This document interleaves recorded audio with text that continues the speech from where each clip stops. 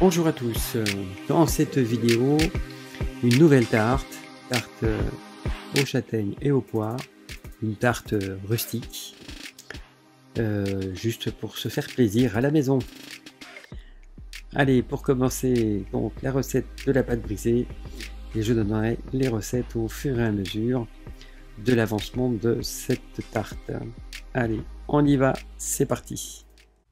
Alors, commencez par peser tous les ingrédients dont vous allez avoir besoin. Et puis, chose importante, ramollir le beurre. Ne partez pas sur un beurre qui était laissé dehors pendant quelques heures afin qu'il ramollisse d'une manière naturelle. On a besoin des matières plastiques, donc il faut qu'il soit froid. Dans cette recette, en fait, je vous montre simplement comment l'utiliser tout de suite. Et c'est pourquoi, en fait, on a besoin d'un beurre qui soit mou, mais pas au point d'être totalement mou. L'idée, c'est de ne plus avoir de grains. Donc, on lui tape un petit peu dessus de manière à ce qu'il devienne un petit peu plus souple, mais pas plus que ça. Voilà, c'est important pour pouvoir l'utiliser après. Si vous utilisez notre méthode, c'est-à-dire donc en prenant du beurre, laisser dehors la feuille par exemple, les choses fonctionnent, mais vous ne pourrez pas l'utiliser tout de suite. Ce sera une pâte qui sera beaucoup trop molle, et ensuite il faudra la faire refroidir au moins 2 heures au réfrigérateur. Donc en faisant de cette manière, vous évitez les 2 heures d'attente. Alors mettez tous les ingrédients sauf la farine et commencez à mélanger donc le beurre, le sucre, un petit peu de sucre, de sel, jaune d'œuf, le lait, voilà. Donc là l'objectif c'est simplement de ramollir un petit peu l'ensemble, étant donné que les liquides se mélangent pas bien avec la matière grasse. Le but de cette opération c'est que on ramollisse un petit peu plus le beurre. Et ensuite donc vous rajoutez seulement la moitié de la farine. Alors vous pesez pas, hein, vous faites ça au pif, de façon à ce que en fait ce mélange se fasse plus intimement, ça va être le liant. Et n'ayez pas peur de le pétrir parce qu'en réalité il n'y aura pas assez de farine pour engager le gluten, donc il n'y aura pas d'élasticité. En général les pâtes à tarte, toutes, on utilise une farine d'ailleurs à T55 Express et pour qu'il y ait le moins d'élasticité possible, parce que cette élasticité au four on va la retrouver et ça va réduire. Donc pour éviter ceci, il faut peu pétrir, sauf si on ne met pas la quantité de farine du départ. Donc ça permet de faire un mélange qui est intime, qui va peut-être durer un petit peu plus longtemps. Oui, je vais en deuxième vitesse, mais le gluten n'est pas activé. Et donc ça ne rétractera pas au four, pardon, comme on pourrait l'imaginer. Une fois que c'est fait, vous mélangez la deuxième partie, et là au contraire vous allez voir que je ne vais pas aller jusqu'au bout du mélange parce que la machine en fait pétrit souvent bien le dessus, le milieu, mais pas suffisamment le dessous. Donc là pour éviter justement un surpétrissage, je vais le finir à la main pour éviter justement cette élasticité.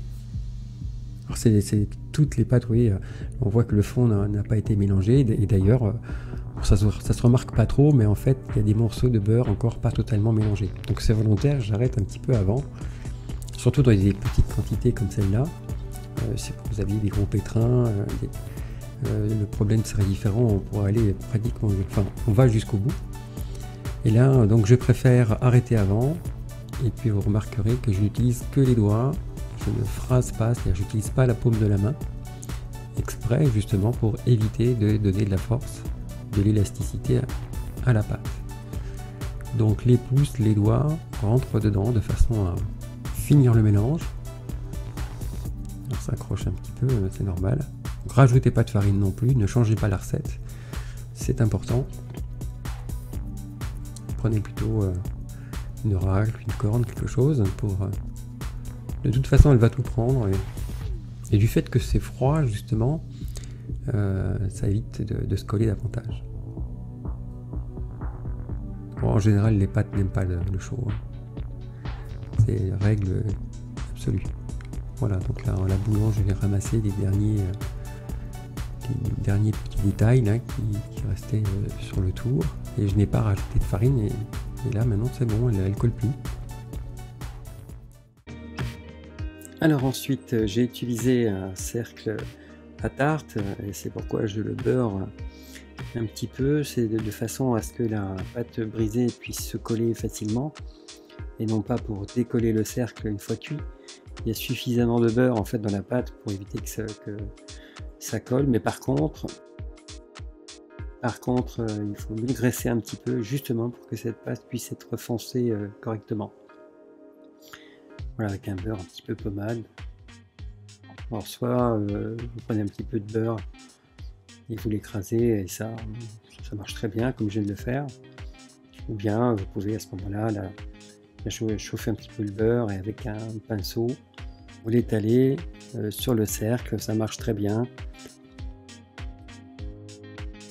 Alors la pâte a été faite 2 heures avant, donc elle est entre deux, ni trop molle ni trop dure. Là, je vous conseille voilà, 2 heures de frigo, c'est bien pour la travailler, elle ne se colle plus, elle est suffisamment solide, je dirais. Voilà, fariner peu, souvent, décoller souvent, de façon à ne pas avoir de mauvaises surprises. Un petit coup de pic vite pour faire des trous, ou des fourchettes, prenez 2-3 fourchettes à la main, vous faites des trous aussi. Voilà, les trous c'est pour empêcher que la pâte se déforme à la cuisson, que ça fasse des bulles. Donc il faut penser déjà à mettre les trous en bas, les retourner là comme je vais le faire en quelques secondes. Voilà. Et ensuite on vient foncer. Voilà, c'est le terme. Alors d'abord grossièrement, vous placez une première fois, un premier tour la pâte de façon à ce qu'elle prenne globalement la forme. Et ensuite on revient dessus une seconde fois, voire une troisième fois pour parfaire l'angle de pâte au fond. Avec le pouce on vient bien appuyer, alors pas trop fort pour éviter que votre pâte devienne trop fine, mais y aller suffisamment fort pour former l'angle. C'est important parce qu'à la cuisson, en fait, s'il y a pas une bulle d'air, mais eh bien ça va tout simplement s'affaisser. Alors ensuite, je viens faire un rebord que je plie à l'intérieur, que je vais remonter par la suite pour créer un rebord un petit peu plus haut. Alors si vous utilisez pas des cercles mais des moules à tarte normales, vous n'avez pas besoin de faire tout ça, c'est suffisamment haut. Voilà, comme c'est une pâte qui peut réduire un petit peu, autant prévoir le coup et ensuite voilà, faire un rebord. Donc ce rebord est formé sur le bas et ensuite je vais le remonter pour créer donc ce fond un petit peu plus haut que ce qui est prévu initialement. Voilà, qu'une pâte fraîche, ça marche très bien. Que si vous venez de la pétrir, elle est un peu trop molle et vous aurez un peu plus de difficulté pour réaliser tout ceci. Vous voyez, la pâte n'est pas tombée, hein, c'est le beurre qui retient le tout.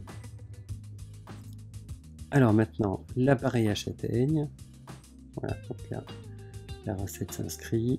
On commence par mettre donc la crème, puis la crème de marron, ou pas de marron, hein, ça fait quelque chose d'un peu plus parfumé et moins sucré. Bon, par contre, il faut en trouver, c'est un petit peu plus compliqué à trouver dans le commerce, par rapport à la crème de marron, bien sûr. Voilà, ensuite les œufs. On vient bien mélanger l'ensemble. C'est rien de compliqué, là il suffit simplement de mélanger les choses les unes derrière les autres. On retrouve un petit peu le même système qu'un appareil à quiche, sauf que cette fois c'est un petit peu différent. On y rajoute donc évidemment le parfum, l'arôme que sont les marrons. Un petit peu de sucre. Alors c'est pas obligé en fait, avec la crème de marron qui est un peu sucrée, faites à votre goût. Si vous aimez vraiment très peu sucré, c'est pas la peine d'en rajouter. Par contre, si vous faites avec de la pâte de marron qui elle n'est pas sucrée du tout, alors à ce moment-là vous en mettez un peu. Voilà, le lait. Donc on part des éléments entre guillemets solides vers les liquides. Voilà, le whisky qui vient donc agrémenter, parfumer. Et voilà, c'est prêt.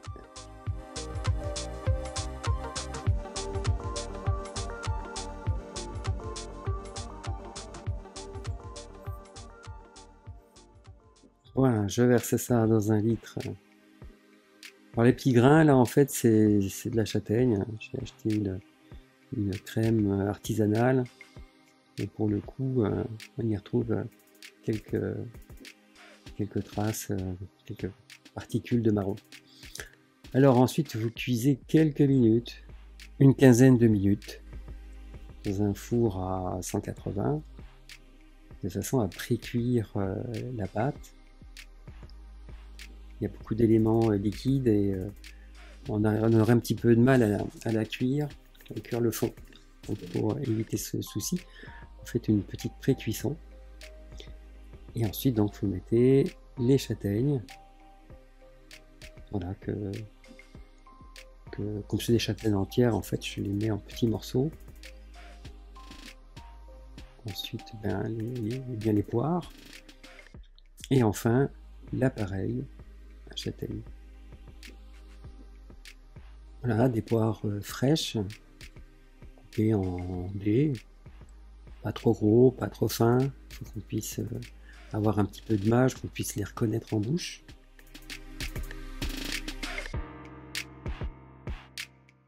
Voilà, rien de bien compliqué encore dans cette tarte, mais les goûts s'associent bien. La poire avec les châtaignes, avec un petit peu de whisky là dans l'appareil, ça relève un peu l'ensemble, c'est vraiment pas très bon. Alors n'embêtez pas trop, hein, ça déborde, mais c'est évidemment moins joli. Ensuite remettez au four, 35 minutes environ à 180 degrés. Voilà, donc une cuisson pas trop forte, douce. Voilà, donc environ 10-15 minutes la première fois à 180 et vous remettez au four durant 35 minutes environ, 35-40, de manière à avoir une cuisson régulière, tranquille et qui ne vient pas trop colérer. Allez, c'est parti pour le nappage. Alors commencez par peser l'eau, puis mettre dans une casserole. Mélanger le sucre avec le NH nappage. Alors le NH nappage se mélange toujours avec un petit peu de sucre, ça évite les grains quand on le met dans l'eau. Donc c'est important, toujours à froid et toujours mélangé avec un peu de sucre. Voilà, bien mélangé, en même temps que vous versez. Voilà, s'il y a des petits grains qui se forment, ils vont se défaire. Ensuite le sucre. Il suffit de mettre tous les ingrédients dans cet ordre. Le glucose et enfin le citron.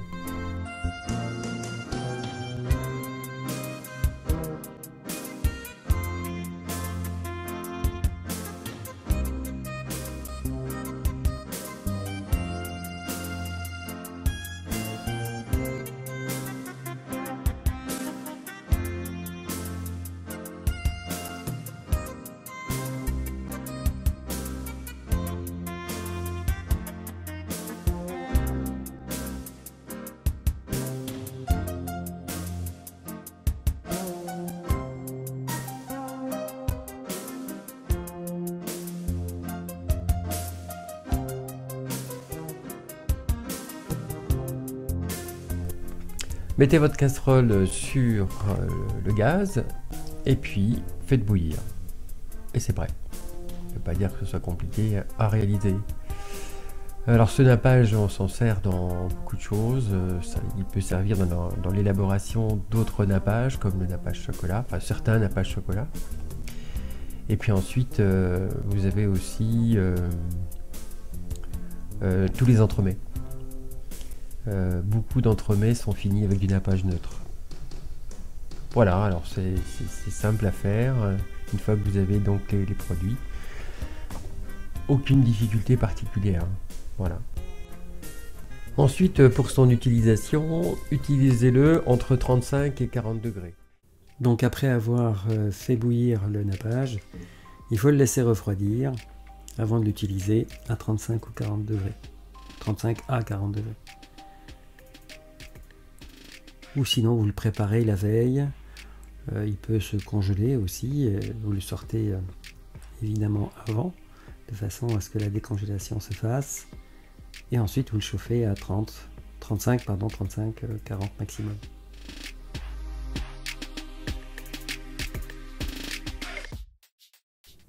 Voilà, donc on est à la bonne température. Alors pas besoin de thermomètre. Notre doigt est à 35, pas tout à fait 37 aux extrémités. On est un petit peu plus froid. Donc si vous ne sentez pas la chaleur ou très légèrement de chaleur, c'est que c'est prêt, c'est que vous êtes à la bonne température. Voilà, et ensuite vous venez tapoter sur l'ensemble de la tarte en remplissant éventuellement les aspérités, les petits trous qui ont pu se créer. Et votre tarte est jolie, brillante. Et sans oublier que l'essentiel d'un nappage, c'est de protéger ce qu'il y a dessous. Bon, évidemment, si vous êtes à la maison, pas obligé de faire de nappage. Voilà, c'est dans le cadre où vous voulez reproduire à l'identique ce que l'on peut faire dans une pâtisserie. Voilà, notre tarte châtaigne poire. Merci de m'avoir suivi durant toute cette vidéo. Je vous souhaite une très bonne journée et à très bientôt. Salut!